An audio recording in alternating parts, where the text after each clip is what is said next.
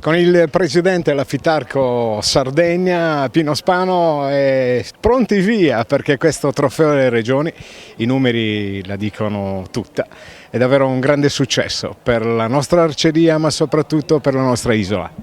Sì, siamo molto contenti, abbiamo lavorato tantissimo, tantissimi volontari, però per la prima volta che la Coppa delle Regioni viene in Sardegna, avere 400 tra atleti e tecnici di tutte le regioni d'Italia che si sfidano qui a Cagliari, nel campo di atletica Santoro e nel parco cittadino di Monte Urpino, è una grossa soddisfazione, siamo molto contenti. Fino adesso abbiamo lavorato tanto, ma spero che ne sia valsa la pena. Ecco. Sarà una 3 giorni dove i migliori arcieri italiani si sfideranno anche per portare punti nel ranking personale delle loro federazioni, delle loro regioni.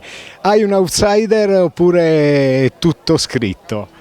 No, quest'anno è cambiata la formula, quindi quest'anno ci saranno i cosiddetti mixed team, quindi una coppia, un maschio e una femmina per le fasce di età, e saranno proprio la regione che si scontrerà contro un'altra regione, quindi una formula nuova, ecco, quindi non sappiamo ancora come può evolversi. Può darsi che una regione che non abbia mai vinto niente qui possa dare il meglio di sé con questa particolare gara. Ecco. Una particolarità nel particolare è questo gran caldo che accompagnerà questi 3 giorni, Pino. Beh, speriamo che al Parco di Monte Urpino ci sia un po' di refrigerio per chi fa il tiro di campagna.